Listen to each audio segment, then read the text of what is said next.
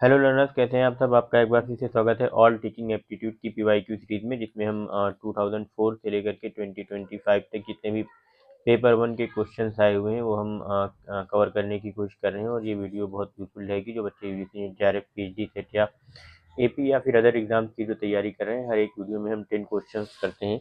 तो देखते हैं हमारे आज के कौन से 10 क्वेश्चन हैं। इससे पहले हम 130 क्वेश्चन डिस्कस कर चुके हैं टीचिंग एप्टीट्यूड के, और कम्युनिकेशन एंड रिसर्च के हमने अराउंड 200 क्वेश्चंस कर रखे हैं। और इसके साथ साथ हम मैथमेटिकल रीजनिंग के भी प्रीवियस ईयर क्वेश्चन कर रहे हैं। तो ये हमारी 4 यूनिट्स हैं जिसमें हम प्रीवियस ईयर क्वेश्चन एक साथ कर रहे हैं। और बने रहिएगा हमारे साथ, चैनल को सब्सक्राइब कर लीजिए ताकि वीडियो का नोटिफिकेशन आपको मिल जाया करे। पहला क्वेश्चन है हमारा, internal and external factors that affect message reception by the students in the classroom are referred to as feedback, fragmentation, channelisation या नॉइज। तो इसको हम नॉइज बोलते हैं। जितने भी इंटरनल या एक्सटर्नल फैक्टर्स होते हैं जो अफेक्ट करते हैं मैसेज रिसेप्शन को स्टूडेंट्स से क्लासरूम में, तो उसे हम बोलेंगे noise. The purpose of formative evaluation is to grade students' learning outcomes, accelerate students' learning performance, check students' performance graph, provide feedback to teacher। तो इसका जो राइट आंसर है तो formative evaluation improves and accelerates learning through feedback. तो इसका right option हो जाएगा option B. और बाकी ये क्यों नहीं होंगे, grading is the function of summative evaluation, ये समेटिव इवेल्युएशन का पार्ट होता है। देखिए इवेल्युएशन से रिलेटेड क्वेश्चन बहुत आते हैं, तो आपको ये चीज़ समझने की ज़रूरत होगी कि जो समेटिव इवेल्युएशन है इसमें ग्रेड स्टूडेंट लर्निंग आउटकम्स का काम होता है। और बाकी जो अभी फॉर्मेटिव इवेल्युएशन है तो आपने समझ लिया कि एक्सेलरेट स्टूडेंट लर्निंग परफॉर्मेंस। और बाकी परफॉर्मेंस और ग्राफ जो है वो they are not the core purpose of evaluation. और जो even provide feedback to teacher effectiveness है, ये भी जो है दो फीडबैक में help teacher, but the primary focus is student learning, तो ये भी नहीं होगा। As a good classroom communicator, you are supposed to know your audience emotions, silent cues, artful pauses, a counter argument। तो इसका जो राइट आंसर है वो artful pauses है। The best way for providing value education is through discussions on scriptural text, lecture or discourses on values, seminar, symposia on values, mentoring और reflective sessions on values। तो guys इसका जो right answer होगा वो है mentoring, reflective sessions on values की।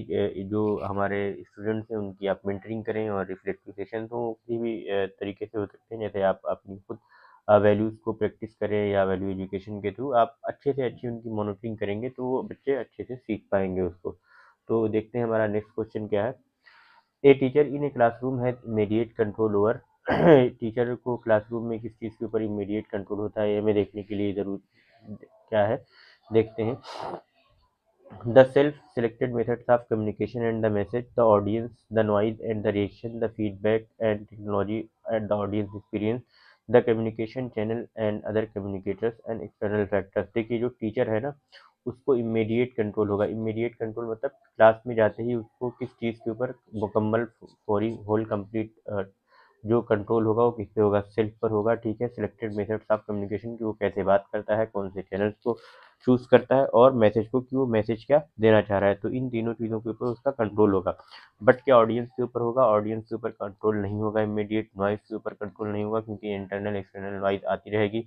Reception भी पर भी कंट्रोल नहीं होगा, बच्चे कुछ भी रिसीव कर सकते हैं, वो हो सकता है एक्सटर्नल नॉइज रिसीव कर लें या जो है क्लास में जो टीचर पढ़ा रहा है उसको रिसीव कर लें। और फीडबैक के ऊपर भी उसका कोई कंट्रोल नहीं है, या ऑडियंस के एक्सपीरियंसेस के ऊपर भी नहीं है। और जो कम्युनिकेशन का जो चैनल है उस पर तो होता है, लेकिन जो अदर कम्युनिकेटर्स हैं उनके ऊपर नहीं होता है, और एक्सटर्नल फैक्टर्स पर भी नहीं।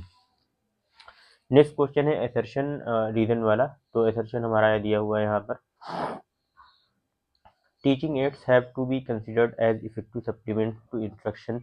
ठीक है, ये बात तो सही है कि teaching aids have to be considered as effective instruction, सही है। They keep students in good humour, they keep students in good humour. ठीक है, ये भी सही है कि गुड ह्यूमर से मुराद यहाँ पर ये है कि जो बच्चे होते हैं वो अच्छे और पॉजिटिव मूड में रहते हैं। तो ये हमारा ट्रू है। तो देखते हैं क्या ये अच्छे से एक्सप्लेन कर रहा है। Taking aids have to be considered as effective supplement to instruction.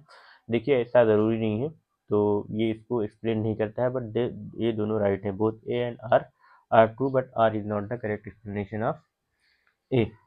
तो इसको आप समझ गए होंगे उम्मीद है, क्योंकि जो टीचिंग एड्स होती हैं ना, ये इफेक्टिव सप्लीमेंट टू इंस्ट्रक्शन तो होती हैं, क्योंकि ये इन्हेंस करती हैं क्लैरिटी को, अंडरस्टैंडिंग को, रिटेंशन को या लर्नर की इंगेजमेंट को।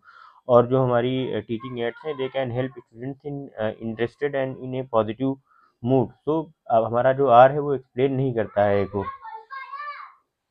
नेक्स्ट क्वेश्चन है, which of the following learner characteristics are likely to influence effectiveness of teaching aids and evaluation system to ensure positive results. Learners family background बिल्कुल नहीं, learners पर parentage, socio economic background and performance in learning concern subject बिल्कुल भी नहीं, socio economic background तो नहीं होगा इसमें। Learners stage of development, social background, again social background नहीं होगा। लीस्ट हालांकि थोड़ा बहुत इनडायरेक्ट रोल होता है, लेकिन लीस्ट पॉसिबल डायरेक्ट इम्पैक्ट होता है उसका।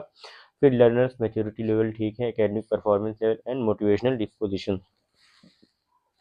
नेक्स्ट क्वेश्चन है, match the items of first set with the second set in respect of evaluation system, choose code correct code. देखिए अगेन इवैल्यूएशन सिस्टम से क्वेश्चन आया हुआ है, तो आपने पता है कि जो फॉर्मेटिव इवैल्यूएशन एस्पेक्ट्स होता है विद रेगुलरिटी वो किससे रिलेटेड है। तो हमें पता है कि जो इसमें पहले हम देख लेते हैं क्या क्या दिया हुआ है। Formative, summative, continuous and comprehensive, norm and criterion difference test. और इसके बाद हमें सबके वो दिए हुए हैं, evaluating cognitive and co-cognitive test and interpretations on group and certain yardsticks, grading the final learning outcomes, quizzes and discussion। देखिए जो फॉर्मेटिव इवेल्युएशन होता है उसमें क्विजेज होते हैं और डिस्कशंस होते हैं, तो इसका ए का हमारा 4 हो जाएगा। तो देखिए अगर ए का 4 हो गया तो हमारा ये पहले ही क्वेश्चन बन जाएगा कि सारे ऑप्शन रिमूव हो जाएंगे, बाकी आप मैच करा लीजिए कि मैच करते हैं कि नहीं। और बी का 3 होगा, समेटिव इवैल्यूएशन, बी का 3 होगा। देखिए समेटिव इवैल्यूएशन किससे होगा हमारा, देखिए इसमें हम ग्रेडिंग करते हैं फाइनल आउटकम्स की। और जो हमारा नेक्स्ट है कंटिन्यूस एंड कॉम्प्रिहेंसिव इवैल्यूएशन, ये हमारा हो जाएगा इवैल्यूएटिंग कॉग्निटिव एंड को कॉग्निटिव, ठीक है ये भी सही है। और नेक्स्ट है नॉर्म एंड क्राइटेरियन डिफरेंट, ठीक है कुछ ना कुछ क्राइटेरिया या नॉर्म बना दिए जाते हैं, तो उसमें क्या करते हैं, test on their interpretation based on group and certain yardsticks. तो इसका हमारा 2 हो जाएगा। तो इस तरीके से हमारा 4, 3, 1 and 2 will be the correct answer. तो आप इसको अच्छे से देख लेना इवेल्युएशन के टाइप। फिर हमारा नेक्स्ट क्वेश्चन जो है वो देखते हैं गाइस क्या है। A college level assistant professor has planned his or her lectures with an intent to develop cognitive dimensions of students centered on skills of analysis and synthesis, ठीक है। below given are two sets of set 1 consisting of levels of cognitive interchange and set 2 comprising basic requirement for promoting them, match the two sets and indicate your answer by using the correct alternative code, ठीक है। देखते हैं क्या है। देखिए यहाँ पे जो मेमोरी लेवल्स दिए हुए हैं, मेमोरी लेवल, अंडरस्टैंडिंग लेवल और रिफ्लेक्टिव लेवल। तो यहाँ पे देखिए giving opportunity to discriminating examples and non examples of a point. जब इस तरीके का कोई वो एग्जांपल या अपॉर्चुनिटी मिलती है तो उसको हम बोलते हैं अंडरस्टैंडिंग लेवल, कि वो स्टूडेंट से या है वो अंडरस्टैंड कर पा रहा है नहीं कर पा रहा है। तो हमारा जो 1 है वो ए से मैच हो जाएगा, या ये कह रहे हैं जो सेट 2 है वो ए का, यहाँ पे ए है हमारा, ये 1 से मैच हो जाएगा। और फिर देखते हैं recording the important points made during the presentation, ठीक है ये तो हमारा मेमोरी लेवल जो याद पे बेस्ड हो जाएगा।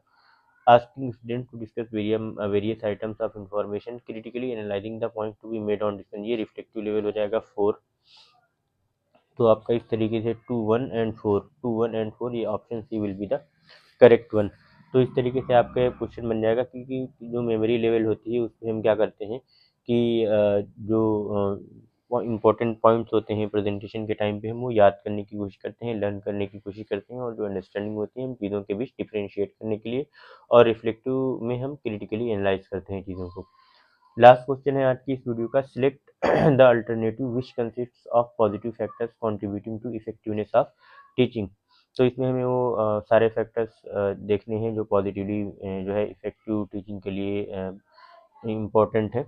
देखिए टीचर्स नॉलेज ऑफ सब्जेक्ट, ठीक है तो होना चाहिए। तो ऑप्शन ए जिसमें जिसमें उसको रखिए, बाकी रिमूव कर दीजिए। ऑप्शन ए डी में है ओनली, और बाकी किसी में नहीं, तो ये रिमूव हो जाएगा सारा। तो इस पहले ही ऑप्शन से आपका क्वेश्चन बन जाएगा।